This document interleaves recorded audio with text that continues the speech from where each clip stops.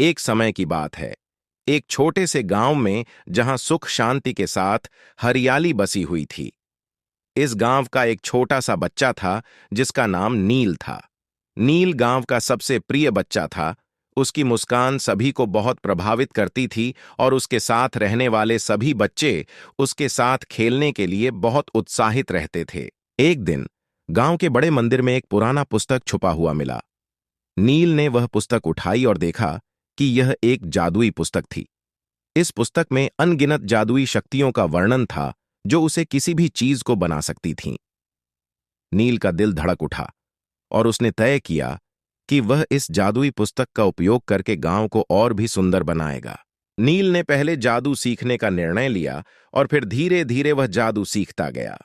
उसने एक दिन एक छोटे से पौधे को बड़ा और हरित बना दिया, जिसे देखकर सभी गांव वाले चौंक गए। नील के जादू ने गांव को नए जीवन की ऊंचाइयों तक पहुंचा दिया। नील के जादू के कारण गांव का वातावरण और भी मित्रता भरा हुआ हो गया। उसने एक जादुई वृक्ष पौधे का रूप बदलकर सभी को विभिन्न रंगों के फूलों का आनंद उठाने का मौका दिया। गांव का हर कोना हर बार नए और आश्चर्यजनक रूप में सजीव हो जाता था। नील की जादूगरी ने उसे विभिन्न देशों और लोगों के साथ भेज दिया।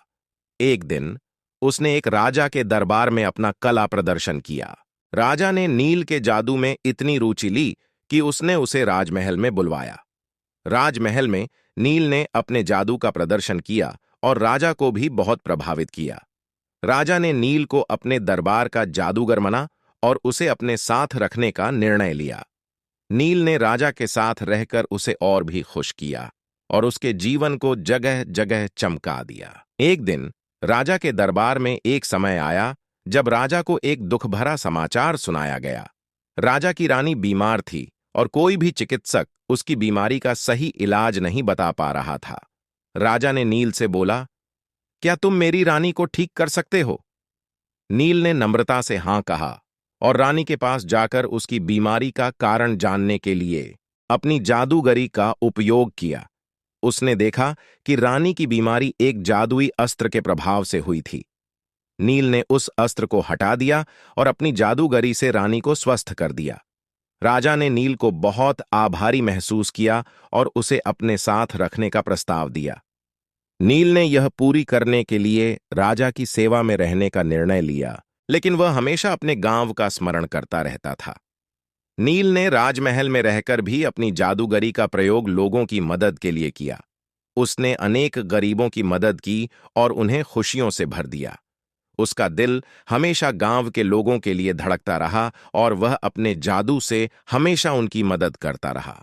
इस प्रकार नील ने अपने जादू से न केवल अपने गांव को सुंदर बनाया, बल्कि उसने अपने साहस और सेवा भावना के माध्यम से एक समृद्ध और समृद्ध जीवन जीने का संदेश दिया।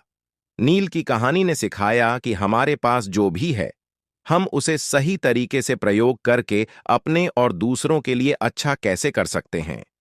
उसकी देशभक्ति और समर्पण ने उसे एक सच्चे हीरो बना दिया।